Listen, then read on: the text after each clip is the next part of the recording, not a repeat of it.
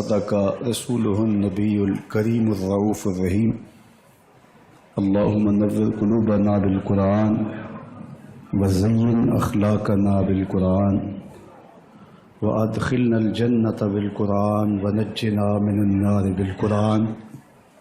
قال الله تعالى وتبارك في شان حبيبه مخبرا وآمرا إن الله وملائكته يصلون على النبي يا أيها الذين آمنوا صلوا عليه وسلموا تسليما.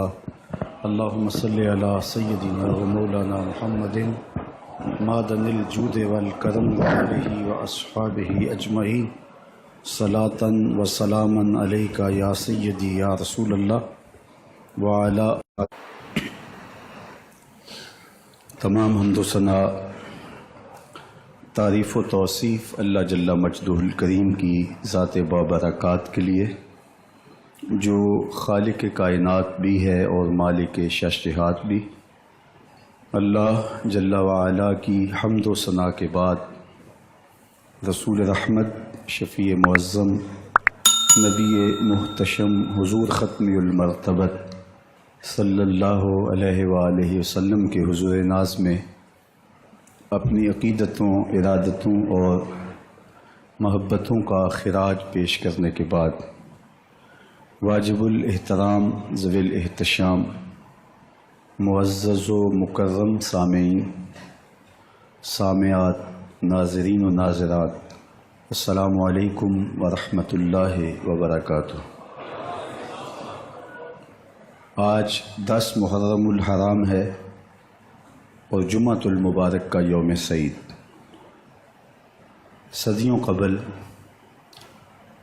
کربلا کے صحرا میں پیغمبر رحمت صلی اللہ علیہ وآلہ وسلم کا خاندان بھوک اور پیاس کی شدت سے نڈھال دوپہر کے وقت اسلام کا پرچم بلند کرتے ہوئے شہادتیں پیش کرتا ہے. اور آج صدیاں گزرنے کے باوجود ان کی یادوں کے نقوش مدھم نہیں ہوئے. کائنات کے ایک ایک گوشے میں ذکر اہل بیت کی خوشبو مہک رہی ہے. یزید مٹ گیا، اس کا نام مٹ گیا. حسین کل بھی زندہ تھا، حسین ابن علی آج بھی زندہ ہے. نہ یزید کا وہ ستم رہا، نہ زیاد کی رہی وہ جفا، رہا تو نام حسین جسے زندہ رکھتی ہے کربلا. صدیاں گزرنے کے باوجود ان کی یادیں، ان کا تذکرہ اور ان کے لیے دلوں میں محبتوں کا آباد جہاں کبھی بھی ویران نہیں ہوا. محرم کے ایام میں بالخصوص پوری دنیا پر اہل بیت کے تذکرے ہوتے ہیں اور ان کی یادوں کے چراغ روشن کیے جاتے ہیں. اہل ایمان سعادت سمجھتے ہیں کہ اہل بیت کا ذکر سنیں اور اس سے قلب کی تسکین پائیں. واقعہ کربلا تاریخ کا دردناک واقعہ ہے. یہ اقتدار کی جنگ نہیں تھی، اقدار کی جنگ تھی. دو شخصیتوں کی لڑائی نہیں تھی، دو نظریات کا ٹکراؤ تھا. یہ حق اور باطل کا معرکہ تھا. یزید ظلم کا استعارہ ہے، حسین ابن علی امن کی علامت ہے. یزید جبر کا پتلا ہے، حسین صبر کا پیکر ہے. یزید اپنی بدطینت فطرت اور اپنی طبع ناہموار کے باعث دنیا پر ذلت و رسوائی، ظلم، جبر، جور و زیادتی کی علامت بن کے ابھرا، اور حسین ابن علی رضی اللہ تعالی عنہ حق و صداقت کا نشان بن کے ابھرا۔ کربلا کے تپتے ہوئے ریگزار میں حسینی اور یزیدی دو کردار سامنے آتے ہیں۔ اقبال نے کہا تھا، موسیٰ و فرعون و شبیر و یزید، ایند و قوت از حیات آید پدید، زندہ حق از قوت شبیری است، زندہ حق از قوت شبیری است، باطل آخر داغ حسرت میری است، سرخ رو عشق غیور از خون او، شوخی ای مصرع از مضمون او، تا قیامت قطع استبداد کر، موج خون او چمن ایجاد کر۔ یزید بہدل کی بیٹی محسون کا ناپاک بیٹا تھا، اور حسین محمد عربی کی بیٹی فاطمہ کا شہزادہ تھا۔ یزید دمشق کے اطراف میں سرجون اور جریر اختل جیسے اوباشوں کے جھرمٹ میں پل کے جوان ہوا۔ حسین کے گھر کا دروازہ مسجد نبوی کے اندر کھلتا تھا۔ یزید نشے میں دھت ہو کر کے نمازیں چھوڑ دیتا تھا۔ حسین کی کربلا کے اندر بھی نماز تہجد قضا نہیں ہوئی۔ یزید ظلم کا دوسرا نام ہے، حسین امن کی علامت ہے۔ یزید نے زندگی میں ایک مرتبہ حج کیا اور شراب کے مٹکے ساتھ لے کے آیا، اور اختل اور دیگر گویوں اور مغنیوں کو اپنے ساتھ رکھا تاکہ سفر آسانی سے کٹے۔ حسین ابن علی نے 25 حج سواری ہونے کے باوجود پیدل کیے۔ یزید حج بیت اللہ کے بعد مدینہ المنورہ آیا اور شراب کی ایک مجلس بپا کی۔ حضرت امام حسین رضی اللہ تعالی عنہ جب وہاں پہنچے تو شراب کی پھیلی ہوئی بدبو کو محسوس کرتے ہوئے فرمایا، یہ بو کیسی ہے؟ تو نشے میں دھت یزید بولا، یہ شام میں بنتی ہے، اور ایک جام منگوایا اور اس کو پیتے ہوئے دوسرا جام حضرت امام حسین رضی اللہ تعالی عنہ کی طرف بڑھاتے ہوئے کہا، ابا عبداللہ لیجئے۔ تو حضرت امام حسین رضی اللہ تعالی عنہ نے فرمایا، میں اس کی طرف دیکھتا بھی نہیں ہوں، اور پھر وہ عشقی اشعار پڑھنے لگا۔ جب یزید کی شراب نوشی کا منظر امام حسین رضی اللہ تعالی عنہ اپنی آنکھوں سے دیکھ چکے تھے تو مجھے بتاؤ یزید کے ہاتھ پہ امام حسین کا پاک ہاتھ کیسے آتا؟ حضرت امام حسین رضی اللہ تعالی عنہ جس ماحول میں پلے تھے، جس ماحول میں پرورش پائی تھی، جس ماحول میں رہے تھے، وہ پاکیزہ اور تقدس مآب ماحول تھا۔ اور یزید کبھی اطراف دمشق میں، کبھی غوطہ میں، کبھی الخزرہ محل میں، اور کبھی کہاں اور کبھی کہاں داد عیش دیتا رہا اور لہو و لعب کے اندر مصروف رہا، اور اس کی زندگی ان چیزوں سے عبارت تھی۔ وہ محرمات کو حلال قرار دیتا، شراب نوشی اس کی ہڈیوں میں رچی ہوئی تھی، اور شریعت بیضا کا مذاق اڑایا کرتا۔ اور حسین ابن علی رضی اللہ تعالی عنہ کی دوستیاں جن لوگوں سے تھی، وہ عبداللہ ابن عباس تھے، عبداللہ ابن عمر تھے، حضرت عبد الرحمن بن ابو بکر رضی اللہ تعالی عنہ تھے۔ یزید تو جوا کھیلتا رہا، یزید تو قمار بازی کرتا رہا، یزید تو شراب نوشی کرتا رہا، اور حسین ابن علی مسجد نبوی کے منبر میں حضور کے پہلوؤں میں بیٹھتے رہے۔ زمانے نے وہ منظر دیکھا کہ سرخ رنگ کے جوڑے پہنے ہوئے حسنین کریمین حجرہ فاطمہ سے نکلتے ہیں، کم عمری کی وجہ سے کبھی گرتے ہیں کبھی سنبھلتے ہیں، اور آقا کریم خطبہ ارشاد کر رہے ہیں، خطبہ چھوڑ کے حضور نے شہزادوں کو اٹھا لیا۔ وہ منظر بھی زمانے نے دیکھا۔ حضرت عبداللہ بن شداد کہتے ہیں کہ حضور سجدے میں تھے اور سجدہ اتنا طویل ہو گیا، ہمیں لگا یا تو وحی کا نزول ہو رہا ہے یا پھر اللہ کا حکم آ گیا اور اللہ کے محبوب کی روح قبض کر لی گئی۔ لیکن میں نے جب نظریں اٹھا کے کنکھیوں سے دیکھا تو کیا منظر تھا کہ حسین ابن علی حضور کی پشت پہ بیٹھے ہوئے اور میرے آقا سجدے کو طول دے رہے ہیں۔ اللہ اکبر! حسین کے لیے پیغمبر کے سجدوں کو طول دیا جا رہا ہے۔ حسین ابن علی کبھی منبر پہ حضور کی اطراف میں بیٹھتے ہیں، وہ منظر بھی دنیا نے دیکھا کہ حضور کے مبارک کندھوں پر حسین ابن علی بیٹھے ہیں اور حضور کی زلفوں کو پکڑا ہوا ہے۔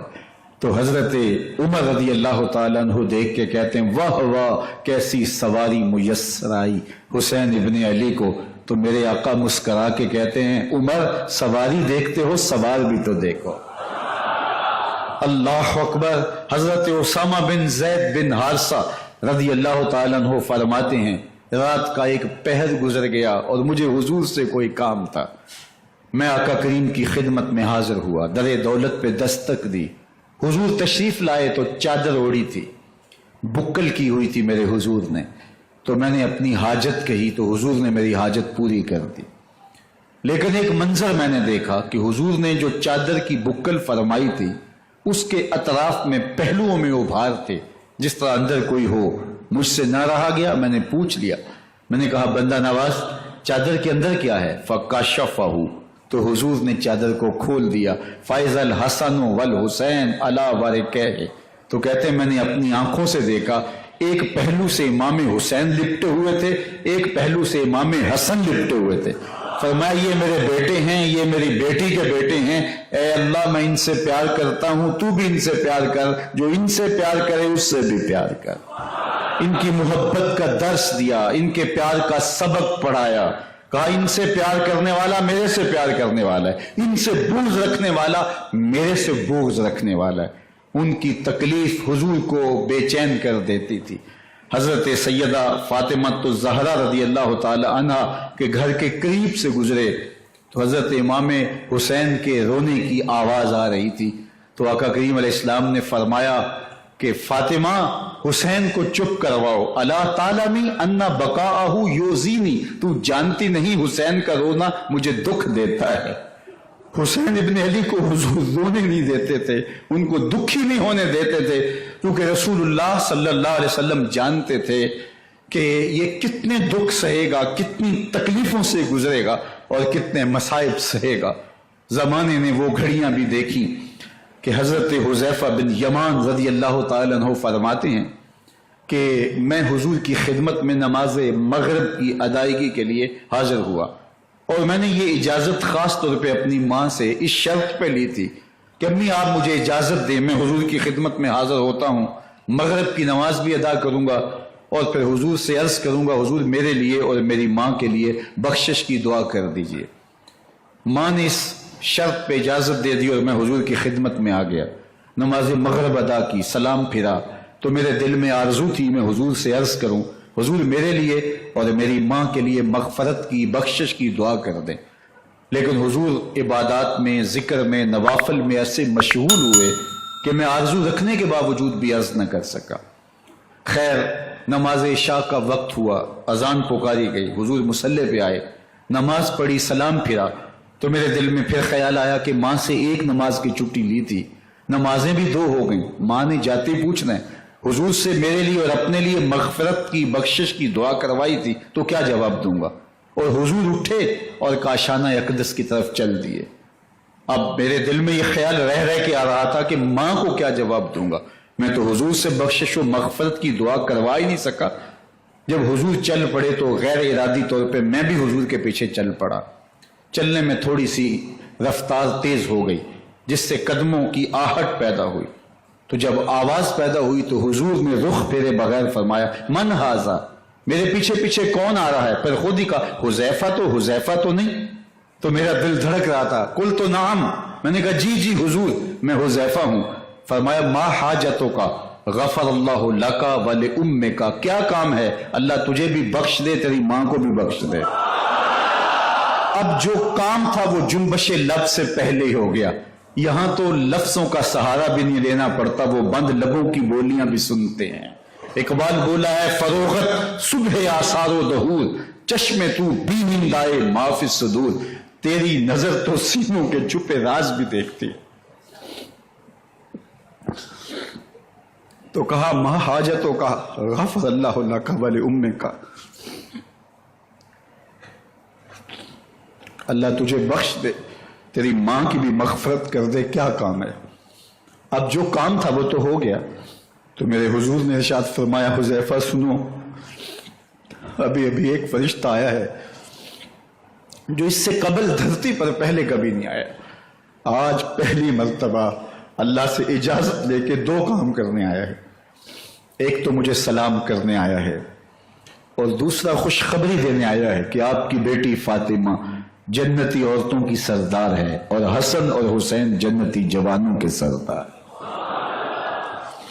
ایک طرف یزید ناپاک محسون کا پلیت بیٹا اور ایک طرف محمد عربی کا نواسا، فاطمہ کے دودھ کا اثر، علی المرتضی کے خون کی تاثیر، رسول اللہ صلی اللہ علیہ وسلم کے کندھوں پہ بیٹھنے والا.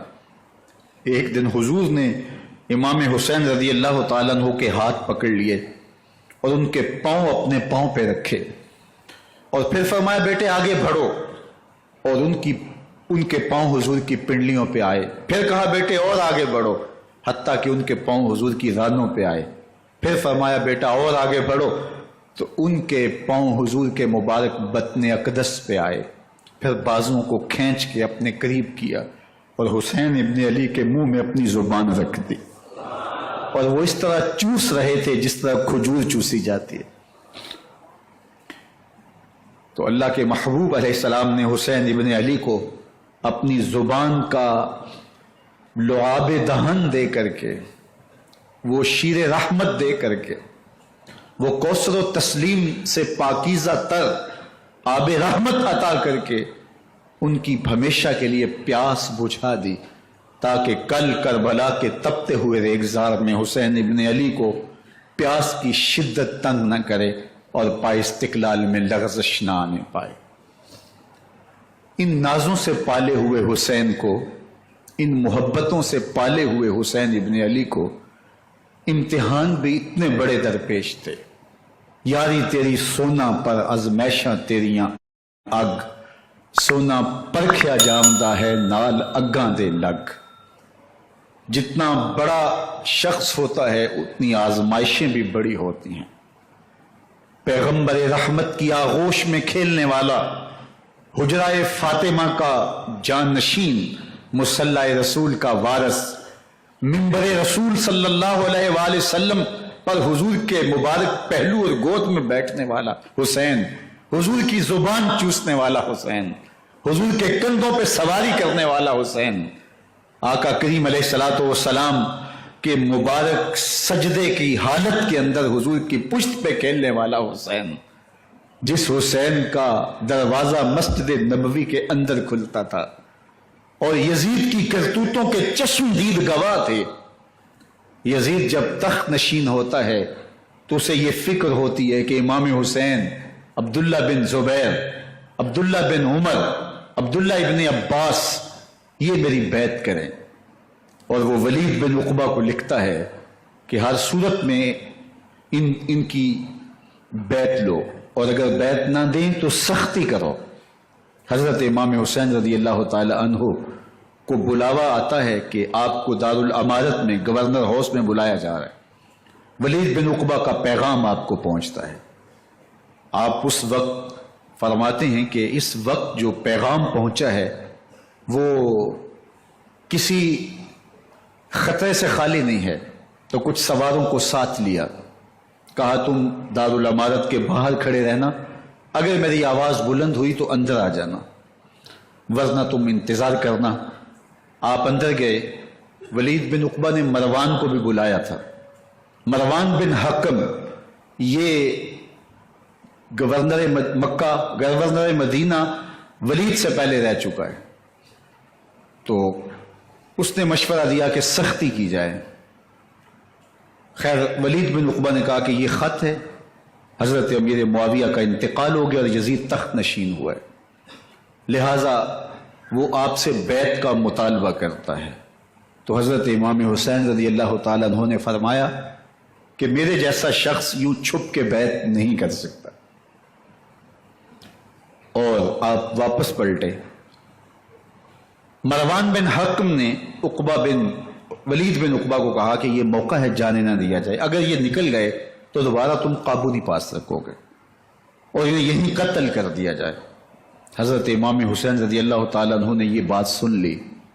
کہتے ہیں حضرت امام حسین انہی قدموں کے بل واپس پلٹے اور مروان بن حکم سے مخاطب ہو کے کہا، مروان کیا بول رہا ہے؟ وہ خاموش ہو گیا۔ فرمایا تو جانتا نہیں ہم کون ہیں؟ آنا حسین ابن علی ابن ابی طالب، میں حسین ہوں، میں علی کا بیٹا ہوں، ہمارے گھر میں قرآن اترتا رہا ہے، وحی کا نزول ہوتا رہا ہے، وَيَزِيدُ ابن المعاویہ فاسقن فاجرن قاتل النفس سے کھینچتا چلا جا رہا ہے۔ اور جب باب مکہ سے پیچھے جنت البقیع کے قریب سے گنبد خضرا نگاہوں سے اوجل ہونے لگا تو اعظم چشتی مرحوم نے کہا، جان بدن سے نکلتی ہے اعظم، جان بدن سے نکلتی ہے اعظم، کوئی آسان ہے مدینے سے جدا ہونا؟ کوئی آسان ہے مدینے سے جدا ہونا؟ یہ اس شخص کی کہانی ہے جو 10 دن 5 دن مہینہ 2 ماہ وہاں رہتا ہے اور پھر اس شہر کو چھوڑ کے آنا اس کے لیے آسان نہیں ہوتا۔ اور مجھے بتاؤ کہ حسین جو پیدا مدینے میں ہوا، جس کے گھر کا دروازہ مسجد نبوی کے اندر کھلتا تھا، جو مسجد نبوی کے اندر پرورش پا کے جوان ہوتا ہے اور مدینے کی گلیوں میں کھیلتا رہا، اس حسین ابن علی کے لیے مدینہ چھوڑنا، اور پھر وہ اس بات کا علم اور شعور رکھتے تھے کہ یہ آخری بار حضور کے در پہ حاضری ہے، دوبارہ اس شہر نور میں نہیں آ سکوں گا، تو کیا قیامت ہوگی اور کیا منظر ہوگا۔ محمد بن حنفیہ کے علاوہ خاندان نبوت کے جتنے لوگ تھے ان سب نے شہر مدینہ کو الوداع کہا، اور رات کے موقع میں مدینہ المنورہ کو، مسجد نبوی کو چھوڑ کر کے مکہ کی جانب عازم سفر ہوئے۔ 3 شعبان المعظم کو مکہ المکرمہ پہنچتے ہیں، ادھر کوفیوں کے خطوط آنے شروع ہو جاتے ہیں۔ حضرت امام حسین رضی اللہ تعالیٰ عنہ مسلم بن عقیل رضی اللہ تعالیٰ عنہ کو صورتحال معلوم کرنے کے لیے بھیج دیتے ہیں۔ 40,000 کوفی آپ کے ہاتھ پہ بیعت کر لیتے ہیں۔ ادھر 25 پیدل حج کرنے والے حضرت امام حسین 8 ذی الحج کو احرام باندھتے ہیں، لیکن آپ کو پتہ چلتا ہے کہ حاجیوں کے روپ میں قاتل چھپا دیے گئے، تو آپ اس احرام کو حج کی بجائے عمرے میں بدلتے ہیں اور کوفے کی جانب عازم سفر ہوتے ہیں۔ کائنات والو، ذرا سینے پہ ہاتھ رکھ کے دیکھو کہ یہ کتنا مشکل مرحلہ تھا۔ اس دین کی آبرو کو بچانے کے لیے حضرت امام حسین رضی اللہ تعالیٰ عنہ نے کتنا بڑا قدم اٹھایا۔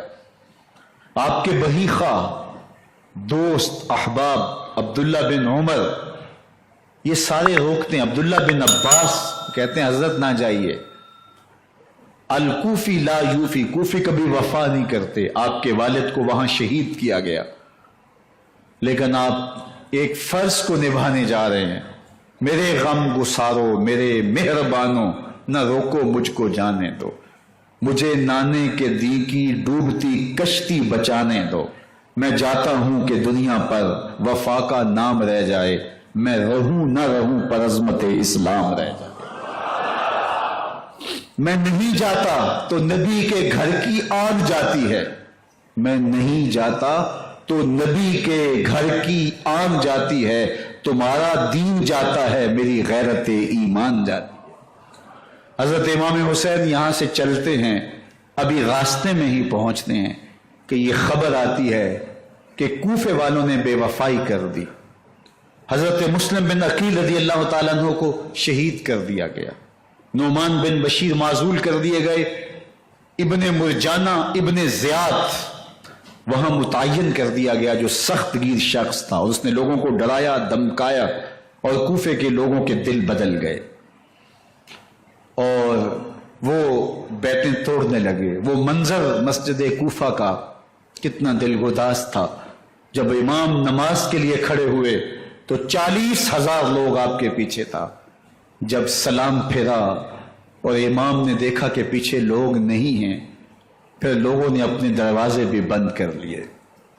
رات کی تنہائیاں ہیں اور حضرت مسلم بن عقیل کو کوئی پناہ دینے والا نہیں، لوگوں نے دروازے بند کر لیے کہ کہیں ہمارے گھر میں نہ آ جائیں اور ہم مشقت اور حکومتی جو ہے وہ تشدد کا شکار نہ ہوں۔ کتنا دردناک لمحہ ہے حضرت مسلم بن عقیل رضی اللہ تعالیٰ عنہ پہ، اور پھر حضرت مسلم بن عقیل بے دردی سے شہید کر دیے جاتے ہیں۔ آپ ابھی راستے میں ہیں، یہ ساری کہانی پہنچتی ہے کہ حضرت مسلم شہید کر دیے گئے اور بے دردی سے شہید کر دیے گئے، وہ جنہوں نے خط لکھے تھے کہ ہم آپ کے ساتھ ہیں اور ہم منتظر ہیں، چشم بڑا ہیں، آپ کے قدموں کی چاپ سننے کے لیے بےتاب ہیں، آج انہوں نے بیتیں توڑ دی، 40,000 کوفی منحرف ہو گئے۔ مسجد کوفہ کا وہ منظر کس قدر روح کو تڑپا دینے والا تھا۔ ہم پچھلے سال عصر اور مغرب کے درمیان جب کوفہ پہنچے تو سورج ڈوبنے کے قریب تھا۔ میں نے اپنی زندگی میں اتنا اداس موسم کہیں نہیں دیکھا جتنا اداس موسم کوفے میں دیکھا۔ ایسے لگتا تھا جس طرح کوفے کی آب و ہوا آج بھی شرمندہ ہے۔ جو مسلم بن عقیل اور خاندان نبوت کے ساتھ اہل کوفہ نے کیا، حضرت امام حسین رضی اللہ تعالیٰ عنہ کو ان کے بہی خواہوں نے، اعزاء نے، اقربا نے، دوستوں نے، آوان و انصار نے، ساتھیوں نے کہا کہ حضرت حالات یکسر تبدیل ہو گئے، اب ہمیں مراجعت کر جانی چاہیے، واپس پلٹ جانا چاہیے۔ تو حضرت امام حسین کافی سوچ بچار میں رہے، پھر اس کے بعد آپ نے فیصلہ کیا کہ ہم آگے بڑھیں گے۔ دوستوں نے کہا کہ حضرت اگر آپ آگے بڑھیں گے تو ہمیں لگتا ہے کہ وہ آپ کے ساتھ سلوک اچھا نہیں کریں گے اور آپ بچوں کے سامنے پیاس سے شہید کر دیے جائیں گے۔ تو حضرت امام حسین رضی اللہ تعالیٰ عنہ نے وہاں ایک خطبہ ارشاد فرمایا کہ لوگوں تم جو مجھے بتا رہے ہو مجھے اچھی طرح معلوم ہے، جو تم مجھے منظر پیش کر رہے ہو وہ میری نگاہوں میں ہے، اور جو کچھ ہونے والا ہے چشم تصور وہ منظر دیکھ رہی ہے۔ چونکہ حضرت امام حسین رضی اللہ تعالیٰ عنہ کی شہادت کی خبر حضرت امام حسین کے پیدا ہوتے ہی خاندان نبوت میں عام تھی۔ حضور علیہ الصلوۃ والسلام کو یہ بات جبریل امین نے آ کے بتائی تھی جب حسین ابن علی کے ساتھ حضور محبت کا اظہار کر رہے تھے، تو یہ جبریل امین نے آ کے کہا تھا حضور آپ کا یہ بیٹا ارض طف میں شہید کر دیا جائے گا، اور کربلا کی مٹی لا کے حضور کو دی اور ام سلمہ کو حضور نے عطا کر دی۔ حضرت ام سلمہ کہتی ہیں کہ ایک دن میں سوئی تو خواب دیکھا کہ حضور کے مبارک بال بکھرے ہوئے ہیں اور سخت پریشان ہیں، تو میں نے کہا کہ حضور آپ کی یہ کیا حالت ہے؟ وَبِيَدِهِ قَارُورَةٌ، اور حضور کے ہاتھ میں ایک شیشی ہے، فِيهَا دَمٌ، جس کے اندر خون ہے۔ تو میں نے کہا حضور یہ کیا؟ فرمایا میں قتل گاہ حسین سے آ رہا ہوں اور یہ حسین ابن علی کا خون ہے۔ تو کہا 10 محرم کا دن تھا، دوپہر کا یہ منظر تھا، میں کیلولہ کر کے اٹھی، جب میں نے دیکھا تو وہ شیشی جس میں کربلا کی مٹی رکھی تھی وہ خون بن چکی تھی۔ تو یہ خبر پہلے دی گئی تھی، یہ بتا دیا گیا تھا۔ فرمایا میرے دوستو جو تم مجھے بتاتے ہو میں اس سے بے خبر نہیں ہوں، یہ سب کچھ ہونے والا ہے، لیکن اس کے باوجود میں کیوں جا رہا ہوں؟ تو آپ کا ایک تاریخ ساز جملہ ہے جو کربلا کے فلسفے کو ہمارے سامنے رکھتا ہے کہ یہ اتنا بڑا امتحان کیوں دیا. حضرت امام حسین رضی اللہ تعالیٰ عنہ نے فرمایا وَلَكُمْ فِيَّ أُسْوَةٌ، میں اس لیے جا رہا ہوں قیامت تک ظلم، جبر اور ناانصافی کے خلاف کھڑے ہونے والوں کے لیے کوئی نمونہ تو ہو. میری زندگی قیامت تک ظلم، جبر اور استحصالی نظام کے خلاف کھڑے ہونے والوں کے لیے نمونہ ہے. تو حضرت امام حسین رضی اللہ تعالیٰ عنہ نے حق اور باطل کے درمیان ایک سرخ لکیر کھینچ دی اپنے خون سے. اب حق اور باطل کا امتیاز کرنا مشکل نہیں ہے. کوئی باطل پہ اڑا رہے تو الگ بات ہے، لیکن امتیاز کرنا مشکل نہیں ہے. حدود بالکل واضح کر دی. اقبال نے یہاں کتنی خوبصورتی کے ساتھ اس مضمون کو نبھایا. سرخ رو عشق غیور از خون او، شوخی ای مصرع از مضمون او، تا قیامت قطع استبداد کر، موج خون او چمن ایجاد کر. ایک جہاں آباد کر دیا، حق اور باطل کی راہیں اجال دی. اب لوگوں کو یزید کا چہرہ پہچاننے میں دیر نہیں لگتی. وقت کے ہر یزید کا چہرہ آسانی سے پہچانا جا سکتا ہے. یہ معرفت زمانے کو کروائی کس نے؟ حسین ابن علی نے کروائی رضی اللہ تعالی عنہ. تو حضرت امام حسین نے فرمایا کہ جو میرے ساتھ ہونے والا ہے میں اچھی طرح جانتا ہوں، لیکن میں اس کے باوجود آگے بڑھوں گا. پھر بڑھے اور کربلا میں جا کے خیمہ زن ہو گئے. 7 محرم کو پانی بند کر دیا گیا. پانی بند ہوا تو کھانا بھی میسر نہیں تھا، لیکن ذکر پانی کا ہوتا ہے اس لیے کہ کھانے کے بغیر انسان کئی دن کاٹ لیتا ہے، لیکن پانی کے بغیر گزر نہیں ہوتی. تو فرات کی نہر سامنے اپنی موجوں کے ساتھ چمک رہی ہے، لیکن ایک قطرہ آب بھی آل رسول کو نہیں دیا جا رہا. کائنات کے اندر ایسے انوکھے امتحان بھی ہوتے ہیں. وارثوں ساقی کوثر کے، مالک ہوں حوض کوثر کے، اور بیٹے ہوں ساقی کوثر کے، اور آج ایک بوند پانی کی بھی میسر نہ ہو. صبر کا امتحان ہے، عزیمت کا امتحان ہے. حضرت امام حسین رضی اللہ تعالیٰ عنہ خیمہ زن ہو گئے. 3 دن تک پانی بند رہتا ہے. 9 محرم کو رات کی تنہائی میں حملہ آور ہونا چاہتے ہیں، لیکن آپ نے کہا کہ ہمیں اللہ کے حضور عبادت اور ذکر کے لیے وقت دیا جائے. ساری رات ذکر میں گزرتی ہے، عبادات میں گزرتی ہیں. رات کے اندھیرے میں آپ چراغ بجھا دیتے ہیں. آیان و انصار کو کہتے ہیں، آوان و انصار کو کہتے ہیں کہ ان کی دشمنی میرے ساتھ ہے، انہیں میرا خون چاہیے. اگر تم رات کی تاریکی میں نکل جاؤ تو میں تم سے کوئی مواخذہ نہیں کروں گا، اور یہ بھی تمہارا پیچھا نہیں کریں گے، اس لیے کہ ان کا مطلوب تم نہیں ہو، ان کا مطلوب میں ہوں. جب چراغ جلایا تو کوئی بھی نہیں گیا. مسلم بن نوسجہ کھڑے ہو کے کہتے ہیں حضرت اگر ہمارے بدن کو 70 بار کاٹا جائے اور جلایا جائے اور ہواؤں میں اڑا دیا جائے پھر بھی آپ کا ساتھ نہیں چھوڑیں گے. 70 سال کے بوڑھے ہیں حبیب بن مظاہر، کہتے ہیں حضرت آپ کو چھوڑ کے جائیں کہاں، آپ کو چھوڑ کے جائیں کہاں. کوئی ساتھ چھوڑنے کے لیے تیار نہیں ہے. پیاس ہے، سخت گرمی ہے، کربلا کا ماحول ہے. 72 افراد اور خاندان کی خواتین میدان کربلا میں خیمہ زن ہیں. دوسری طرف لشکر اعداء اشقیا 22,000 کی تعداد میں مقابلے میں، ایک روایت 30,000 کی ہے. ان صرف 72 پیاسے لوگوں کے لیے اتنے لوگوں کو جمع کرنے کا مقصد خوف زدہ کرنا تھا کہ یہ یزید کی بیعت کر لیں. شرط ہے کہ یہ یزید کی بیعت کر لیں، محاصرے توڑ دیں گے، پانی دستیاب ہوگا، اعزاز و اکرام سے نوازا جائے گا، خزانوں کے منہ کھول دیے جائیں گے. لیکن حسین ابن علی کہتے تھے سب کچھ لٹ جائے گا، باطل کے ہاتھ پہ ہاتھ نہیں رکھوں گا.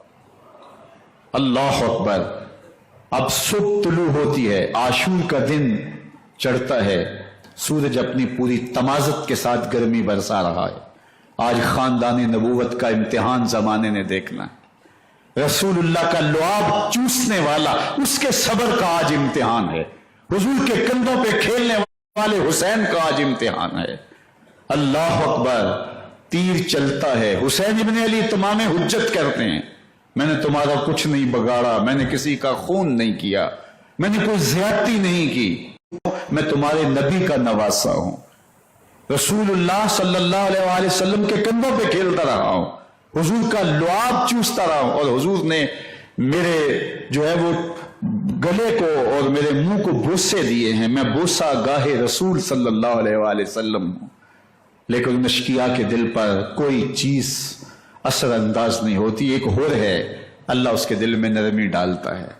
پہلے تو امام حسین کو گھیر کے لے کر کے آتا ہے، لیکن بعد میں وہ قافلہ یزید سے قافلہ حسین کی طرف آ جاتا ہے۔ امام حسین فرماتے تو دنیا میں بھی ہو ہے، آخرت میں بھی ہو ہے، آزادی مل جاتی ہے۔ باقی 22,000 کا لشکر جرار امام حسین کے قتل کے در پائے ہے۔ پھر تاریخ نے خاندان نبوت کا وہ انوکھا امتحان دیکھا۔ حضرت امام حسین کے بچے بالخصوص خواتین پیاس کی شدت میں زبانیں خشک ہیں، حلق خشک ہے، زبانیں کانٹا ہو گئی۔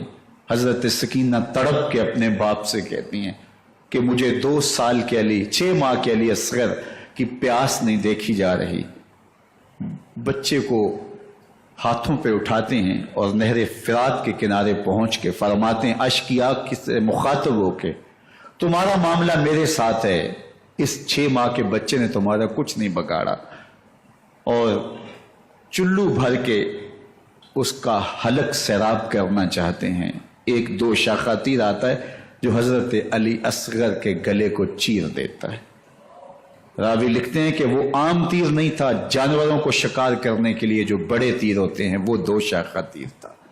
وہ گردن کو کاٹ دیتا ہے، خون بہنے لگتا ہے، گردن لٹک جاتی ہے۔ حضرت امام حسین وہ بہتا ہوا خون اپنے چلو میں لیتے ہیں اور آسمان کی طرف اچھال کے کہتے ہیں مالک حسین کی یہ قربانی بھی قبول فرما۔ یہ تماشا لبے بام نہیں ہے، بچہ بیمار ہو ڈاکٹر جواب دے دیں، ماں باپ کے ہاتھ پھول جاتے ہیں، زندگی کی سانسیں ابھی چل رہی ہوتی ہیں، لیکن ڈاکٹر کہے کہ یہ میرے بس کا روگ نہیں ہے، کہیں اور لے جاؤ، تو زندگی کا لف و نشر غیر مرتب ہو جاتا ہے۔ میں سلام پیش نہ کروں حسین ابن علی کو، 6 ماہ کا علی اصغر ہاتھوں میں دم توڑتا ہے، گردن لٹک جاتی ہے، خون بہ رہا ہے، اب خیموں کی طرف بڑھ رہے ہیں، لیکن زبان پہ شکایت نہیں ہے، کہتے ہیں مالک حسین کی یہ قربانی قبول کر لے۔ اب خیموں کی طرف آنا، شہر بانو، ام رباب، سیدہ زینب، حضرت سکینہ سلام اللہ علیہا کا سامنا کوئی آسان کام نہیں تھا، لیکن حسین ابن علی آتے ہیں، شہزادے کو یہاں خیموں کے قریب رکھ کے کہتے ہیں کہ یہ حوض کوثر سے سیراب ہو گیا ہے۔ اللہ اکبر، کوہرام مچ جاتا ہے خیموں کے اندر، کیا منظر ہوگا، اور ان کو کن الفاظ کے پیرائے میں ڈھال کر کے ان کیفیات کو بیان کیا جا سکتا ہے جو اہل بیت کے خیموں کے اندر علی اصغر کی شہادت کے بعد کا منظر رقم ہو رہا ہوگا۔ اللہ اکبر، ادھر اشقیاء آوازیں دے رہے ہیں، مبارزت کے لیے پکار رہے ہیں۔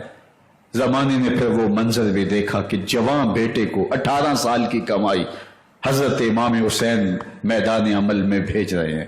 وہ علی اکبر جو حسین کا نور نظر ہے، آنکھوں کا قرار ہے، دل کی تسکین ہے، اور پھر حضرت علی اکبر جب گھوڑے کی زین سے فرش زمین پہ گرتے ہیں تو باپ کو آواز دیتے ہیں، اور حضرت امام حسین جو ہے وہ آگے جا کے بیٹے کی لاش اٹھاتے ہیں۔ اللہ اکبر، 18 سال کے بیٹے کی لاش کو کندھوں پہ اٹھا کے خیموں تک لاتے ہیں اور ہاتھ پھیلا کے کہتے ہیں مالک حسین کی یہ قربانی بھی قبول فرما لے۔ کبھی محمد قاسم بن حسن کی لاش اٹھا کے لاتے ہیں، کبھی اون و محمد کی لاشیں اٹھا کے لاتے ہیں، بھتیجوں کی، بھانجوں کی، بھائی عباس کے کٹے ہوئے بازو اور زخموں سے چھدا ہوا لاشا۔ کیا کیا قیامتیں تھیں جو اس کربلا کے ایک میدان کے اندر نہیں توڑی گئیں۔ حضرت امام حسین پر دکھ پہ دکھ، تکلیفوں پہ تکلیفیں، اب 71 لاشیں اٹھا کے خیموں تک پہنچا چکے، اور ادھر مبارزت کی دعوت دی جا رہی، آؤ میدان عمل میں آؤ، اب دیر کیوں کر رہے ہو۔ رسول اللہ کا حرم، رسول اللہ کی شہزادیاں جو پھولوں پہ پلی تھی، نازوں میں پلی تھی، وہ کلیاں جو شبنم کا بوجھ بھی گوارا نہیں کر سکتی تھی، آج مصیبتوں کے پہاڑ ٹوٹ گئے۔ حضرت امام حسین کبھی شہربانوں کو، کبھی ام رباب کو دلاسا دیتے ہیں، کبھی حضرت زینب کو کہتے ہیں۔ حضرت زینب کربلا کے اس میدان کے اندر بڑے حوصلے کے ساتھ اپنے بھائی کے ساتھ کھڑی رہی، اپنے 2 بیٹے راہ خدا میں پیش کیے، ان کی لاشیں وصول کی، لیکن زینب جس جرأت کے ساتھ، جس پامردی کے ساتھ اس سارے منظر کو حوصلے کے ساتھ سہتی رہی، وہ یقیناً حوصلہ سیدہ زینب سلام اللہ علیہا کا ہی ہے۔ لیکن یہ وہ منظر تھا کہ زینب کا دل بھی ڈول گیا جب حسین ابن علی گھوڑے پہ بیٹھنے لگے اور ان کو گھوڑے میں بٹھانے والا کوئی نہیں تھا، اور جو بھی سوار جاتا پھر واپس اس کی لاش ہی آتی اور حسین ابن علی لے کے آتے۔ آج حسین ابن علی جا رہے ہیں، زندگی کا سارا سرمایہ لٹ رہا ہے، حضرت زینب سلام اللہ علیہا سنبھل نہیں رہی۔ حضرت امام رضی اللہ تعالیٰ عنہ اٹھے اور آپ نے حضرت زینب کو صبر کی تلقین کی اور کہا کہ صبر ہی بہترین ذریعہ ہے اور اللہ کی قربت کا ایک بہترین سبب ہے، اور ان کو صبر کی تلقین کرتے ہوئے فرمایا کہ میرے بعد تم نے اس ذمہ داری کو سنبھالنا ہے اور ان مخدرات اسلام کی، ان شہزادیوں کے پردے کی تم نے حفاظت کرنی ہے۔ اور پھر گھوڑے کی زین کس کے امام حسین لشکر اشقیاء کی طرف بڑھتے ہیں۔ اب خیموں سے سسکیوں کی آواز آ رہی ہے، ان کا سردار، ان کا تاجدار آج سب کو چھوڑ کے کربلا کے میدان کی طرف بڑھ رہا ہے۔ جرم کیا کیا، قصور کیا کیا، اس نے کیا زیادتی کی کہ آج نیزوں اور انیوں کے مقابلے میں 22,000 کا لشکر حضرت امام حسین پہ ٹوٹ پڑتا ہے۔ آپ پھر تمام حجت کرتے ہیں میں نے کسی کو قتل نہیں کیا، خون نا حق نہیں بہایا، میرے خون کے درپے کیوں ہو، اپنی آخرت کیوں برباد کرتے ہو؟ تم جانتے نہیں میں کون ہوں، میں تمہارے نبی کا نواسا ہوں۔ لیکن ابن زیاد کہتا ہے مقابلے میں آؤ۔ پھر حضرت امام حسین رضی اللہ تعالیٰ عنہ مقابلے میں آتے ہیں، اور جب گھوڑے کو ایڑ لگا کے دشمن اشقیاء پہ ٹوٹتے ہیں تو پھر ایسا منظر ہوتا ہے کہ وہ بھیڑ بکریوں کی طرح آگے بھاگتے ہیں۔ 71 زخم کلیجے پہ لیے شجاعت کا یہ پیکر جب میدان میں آتا ہے، آواز آتی یہ کون ذی وقار ہے، بلا کا شاہ سوار ہے، لباس ہے پھٹا ہوا، غبار سے اٹا ہوا، تمام جسم نازنی چتا ہوا کٹا ہوا، یہ نبی کا نور عین ہے، یہ بال یقین ہو سکتا ہے، یہ حسین ابن علی رضی اللہ تعالیٰ عنہ۔ پھر چاند بادلوں میں گھر جاتا ہے، شامی ہنڈے تیر برساتے ہیں، تلواروں سے آپ کے بدن پر ضربیں لگاتے ہیں اور نیزوں سے آپ کے بدن کو پرو دیتے ہیں۔ جب آپ کا پیراہن بعد میں اتارا گیا تو آپ کے پیراہن میں 122 سوراخ تیروں کے تھے، 33 زخم تلواروں کے اور 34 گھاؤ نیزوں کے تھے۔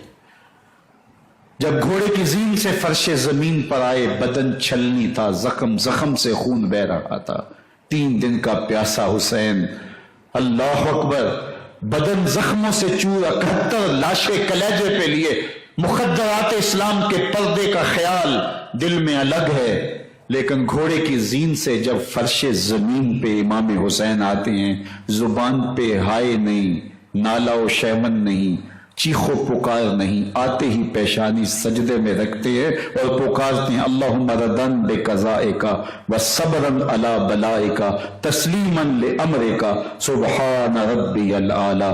مالک گھر لٹا کے، بچے لٹا کے، خاندان سب کچھ قربان کر کے، اپنے بدن کو زخموں سے چھلنی کروا کے، تیروں اور نیزوں کی انیوں سے اپنے آپ کو زخمی کروا کے، تیرے حضور سر جھکا کے یہ اقرار کرتا ہوں کہ حسین تیری تقدیر پہ راضی ہے، مالک تو بھی بتا، تو بھی حسین پہ راضی ہوا ہے کہ نہیں ہوا؟ آواز آ رہی ہے اس پیاسے پر علی شیر خدا کو ناز ہے، اس نواسے پر محمد کبھی بھی نہیں دوں گا، یہ سر کٹ سکتا ہے جھک نہیں سکتا۔ سر کاٹ کے نیزے کی نوک پہ چڑھا دیا گیا، اور یہ اس بات کا اعلان تھا کہ ہم جیت گئے اور حسین ہار گئے، اور لشکر یزید میں غوغا مچ گیا، نقارے بجنے لگے کہ ہم جیت گئے، دیکھو امام حسین شہید کر دیے گئے، اور سر کاٹ کے نیزے کی نوک پہ چڑھایا گیا۔ لیکن لشکر یزید سے ہی آواز آئی یہ کیسا سر ہے جو کٹ کے بھی سر بلندی ہے، کٹ گیا ہے پھر بھی اونچا ہے، اللہ اکبر، یہ سر سجدے میں کٹا ہے، رب کے حضور عبادت کی حالت میں کٹا ہے۔ حسین آج بھی سجدے میں ہے، اللہ اکبر، حسین آج بھی سجدے میں ہے، بلکہ کٹے ہوئے سر کا رخ زمین کی جانب تھا اور کٹی گردن آسمان کی طرف، یوں نیزے پہ پرویا گیا۔ اللہ اکبر، ایک شاعر نے نقشہ کھینچا، بآں کے سر نیزے پہ اور سوئے زمین ہے روح، یعنی سجدہ ثانی کی ہے آرزو۔ رکعت کے 2 سجدے ہوتے ہیں، ابھی ایک سجدہ ہوا تھا کہ دست قاتل نے سر کاٹ دیا، کہا حسین کی پیشانی میں دوسرے سجدے کی تمنا بچل رہی۔ یہ تھا حسین ابن علی کا سجدہ، ساری زندگی رب کے حضور سجدہ قضا نہیں ہونے دیا۔ آج پانی نہیں ہے، اللہ اکبر، آج تیمم کر لیتے ہیں، آج اپنے خون کو اوڑھ کر کے حسین نے اپنی پیشانی اپنے مالک کے حضور جھکا کر کے عظیمت کی وہ انوکھی داستان رقم کر دی کہ صدیاں گزرنے کے باوجود بھی ان کی یادوں کے چراغ روشن ہیں۔ جب حضرت امام حسین اور دوسرے آیان و انصار کو شہید کر دیا گیا تو ان کے سر نیزوں کی نوک پہ چڑھا دیے گئے۔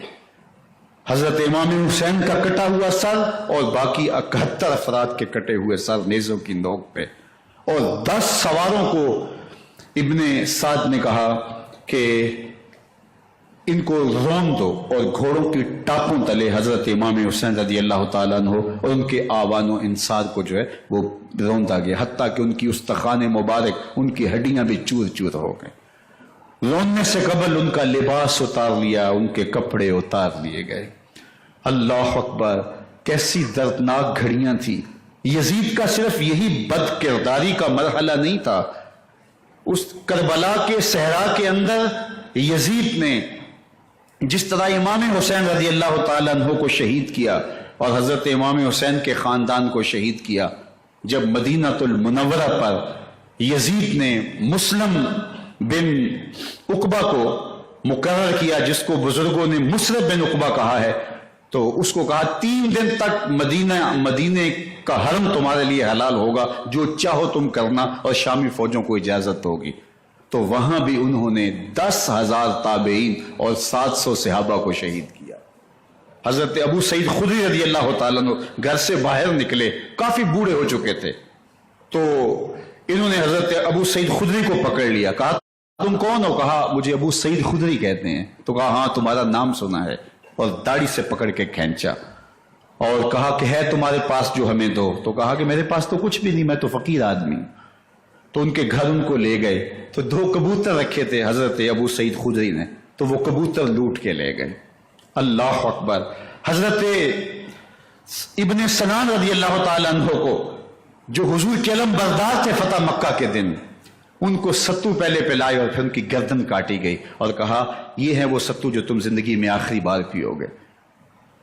ایک گھر میں داخل ہوئی جو ہے وہ شامی فوج، تو ایک خاتون کے ابھی بچہ پیدا ہوا تھا، اور قابلہ نے، دائیا نے، وہ بچہ ماں کی چھاتی پہ لٹایا اور وہ ماں کا پہلا دودھ پی رہا تھا۔ تو یہ جا کے کہنے لگے نکالو تمہارے پاس جو کچھ ہے۔ تو اس خاتون نے کہا تم جانتے ہو یہ بچہ کون ہے؟ تو انہوں نے کہا ہم نہیں جانتے۔ کہا یہ حضرت ابن ابی کبشہ انماری رضی اللہ تعالیٰ عنہ کا بچہ ہے، اور یہ وہ صحابی ہیں کہ جو بیت الشجرہ کے موقع پہ حضور کے ہاتھ پہ بیعت کرتے ہیں۔ انہوں نے اس چیز کا لحاظ نہ کیا کہ جو کچھ ہے وہ ہمیں دو، ورنہ تیرے بچے کے نہیں چھوڑیں گے۔ تو ماں بچے سے مخاطب ہو کے کہتی ہے، ابھی بچہ پیدا ہوا ہے اور ماں سے پہلا دودھ پی رہا ہے، کہ بیٹے اگر میرے پاس کچھ ہوتا، وہ قیمتی سے قیمتی چیز بھی ہوتی، تیری جان کے لیے قربان کرتی، لیکن اس وقت میرے پاس کچھ ہے نہیں۔ تو ایک شکی آگے بڑھا اور بچے کو ایک ٹانگ سے پکڑ کے کھینچ کے دیوار کے ساتھ پٹک کے مارا، جس سے دماغ کا بھیجا نکل گیا۔ کیا کیا زیادتیاں نہیں کی۔ 700 صحابہ ہرا کے واقعہ میں شہید کیے یزید نے، اور 10,000 تابعین شہید کیے۔ مسجد نبوی میں ممبر رسول کے ساتھ گھوڑے باندھے، اور وہ ممبر رسول اور مصلی رسول کے قریب لیڈ کرتے رہے۔ حضرت سعید بن المسیب فرماتے ہیں میں نابینا تھا اور حضور کے روضہ انور کے پاس بیٹھا تھا، اور یزید کے سپاہی آتے، جو بھی مسجد میں نظر آتا پکڑ کے لے جاتے، مجھے نابینا سمجھ کے چھوڑ دیتے، لیکن میں پریشان تھا کہ ظہر کا وقت ہوگا، عصر کا وقت ہوگا، مغرب عشاء کا وقت ہوگا، نہ اذان، نہ اقامت، نہ جماعت، تو کیسے مجھے پتہ چلے گا کہ نماز کا وقت ہو گیا اور کیسی میری نمازوں کا کیا بنے گا؟ میں اس فکر میں بیٹھا تھا. لم ازل اسمع الاذان والاقامت من قبل رسول اللہ صلی اللہ علیہ وآلہ وسلم. فرماتے جب بھی پھر نماز کا وقت آیا گنبد خضرا سے اذان کی بھی آواز آئی، اقامت کی بھی آواز آئی. 3 دن تک مسجد نبوی کے اندر گھوڑے بندے رہے اور مدینہ کی حرمت پامال کی. مدینہ کے گھروں کے اندر یہ بدکماش داخل ہوئے اور جو بدکاریاں انہوں نے کی کلیجہ منہ کو آتا ہے. 1002 شیزائیں ان بدکاروں کی بدکاریوں کی وجہ سے کواری حالت کے اندر حاملہ ہوئی. 3 دن تک مدینے کا حرم انہوں نے پامال کیا اور پھر مکہ المکرمہ میں کعبۃ اللہ پر گولے برسائے اور کعبہ کا غلاف جل گیا. وہ تو یزید مر گیا اور حضرت عبداللہ ابن زبیر رضی اللہ تعالیٰ عنہ نے اپنی خلافت کا اعلان کیا. یزید کے یہ کرتوت تھے، ادھر اہل مدینہ کو ستایا ادھر اہل مکہ کو ستایا اور رسول اللہ صلی اللہ علیہ وسلم کے خانوادے کی بے حرمتی اور توہین کی. نہ صرف انہیں قتل کیا گیا، ان کی لاشوں پہ گھوڑے دوڑائے. ابن سعد اور شمر جو ہے وہ خیموں میں داخل ہوا اور مخدرات اسلام چادریں چھیننے کی کوشش کی. حضرت زینب سلام اللہ علیہ نے مخاطب ہو کے کہا ہمارے چہرے کے رکھوالے چلے گئے ہیں، ظالم تو خیال نہیں کرتا ہم رسول اللہ کی بیٹیاں ہیں. حضرت شہربانو، حضرت زین العابدین اور حضرت زینب سلام اللہ علیہ ان تینوں کو ایک اونٹ پہ باندھا گیا اور باقی اونٹوں پہ باقی سادات کو، حضور کی شہزادیوں کو باندھا گیا، رسیوں میں جکڑا گیا اور اونٹوں پہ باندھ کر کے کوفے کی جانب آگے آگے شہیدوں کے سر چل رہے ہیں اور پیچھے یہ قافلہ چل رہا ہے. اور جب یہ قافلہ وہاں سے گزرا جہاں لاشیں پڑی تھی، امام زین العابدین 14 سال کے تھے اور بیمار تھے اور ان کا حوصلہ نہ ہوا، وہاں غشی ان کے اوپر آنے لگی. اور وہ منظر ابن کثیر نے، باقی لوگوں سب نے لکھا ہے کہ پھر جب ان کی یہ حالت ہوئی تو پھر سیدہ زینب سلام اللہ علیہ جنہوں نے ابھی تک بڑے حوصلے کے ساتھ ساری مشکلات کا مقابلہ کیا تھا، اب ان کے بندن ٹوٹ گئے اور آنکھوں سے آنسو بہنے لگے اور سیدہ زینب تھے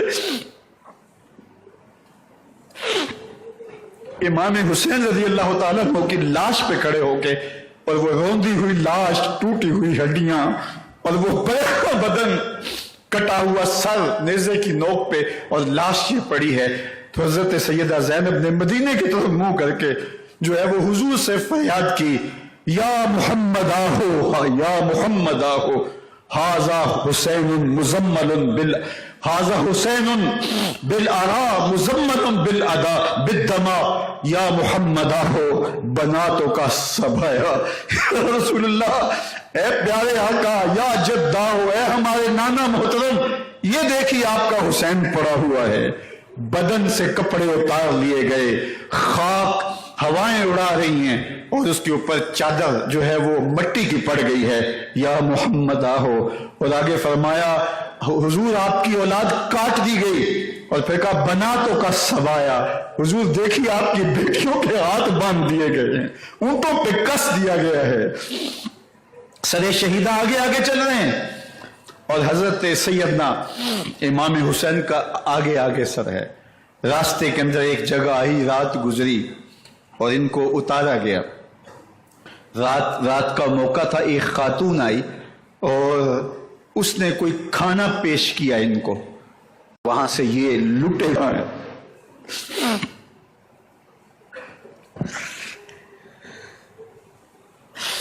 بے مروت بے وفا، تیرا بھی کیا افسانہ ہے، جس نے اپنی ہی شمع کو گل کیا تو وہ پروانہ ہے. اپنے پیغمبر کے شہزادوں کو اور اپنے پیغمبر کی شہزادیوں کو جو دکھ اس امت نے دیے، یہ کائنات کی ایک انوکھی داستان ہے.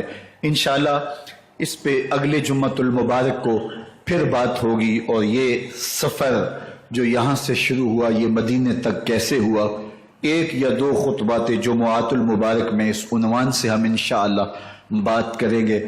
میری آرزو یہ تھی کہ نماز عصر تک یہ محفل بعد میں بھی جاری رہے، لیکن میں جب پہنچا ہوں تو میں نے لوگوں کا ہجوم اور پارکنگ کی صورتحال اور باہر کی گرمی کا اندازہ کیا ہے. اب نماز جمعہ کی ادائیگی کے بعد انشاءاللہ ایک تلاوت، ایک نعت شریف اور منقبت، اور اس کے بعد ذکر شریف اور مختصر دعا کر کے انشاءاللہ ہم آج کی اس مجلس کو اختتام کی طرف لے جائیں گے، اور اگلے جمعۃ المبارک کو انشاءاللہ اس عنوان سے پھر بات ہوگی۔ اللہ ہمیں اسوہ شبیری پہ عمل کی توفیق عطا کرے اور ان کے نقوش پاک کی برکتیں دے، اہل بیت کی محبت ہماری روحوں میں جذب کر دے، اور جس عظیمت کے ساتھ، جس حوصلے کے ساتھ انہوں نے دکھوں کو جھیلا، جنہوں نے مشکلات کا سامنا کیا، جو دہکتی آگ کے شعلوں پہ سویا وہ حسین، جو جواں بیٹے کی میت پر نہ رویا وہ حسین، جس نے سب کچھ کھو کے کچھ نہ کھویا وہ حسین، مرتبہ اسلام کا جس نے دوبالا کر دیا، خون نے جس کے دو عالم میں اجالا کر دیا، جو کہ سوزے غم کو سانچے میں خوشی کے ڈھال کے مسکرایا موت کی آنکھوں میں آنکھیں ڈال کے۔ اے حسین ابن علی تم پر سلام، نازش آل نبی تم پر سلام۔ ذرا میرے ساتھ یہ پڑھ لیجئے، اے حسین ابن علی تم پر سلام، نازش آل نبی تم پر سلام، تم پہ لاکھوں رحمتیں لاکھوں سلام، اے شہیدان محبت کے امام، لالا گو لالا بدن لالا کفن، اے چمن اندر چمن اندر چمن، زندگی ہی زندگی تیری حیات، اے حیات اندر حیات، افتخار ملت بیضا ہے تو، رب کعبہ کی قسم یکتا ہے تو، فخر کا دل میں دریچہ باز کرنا چاہیے، جن کا تو آقا ہے ان کو ناز کرنا چاہیے۔ وآخر دعوانا ان الحمدللہ۔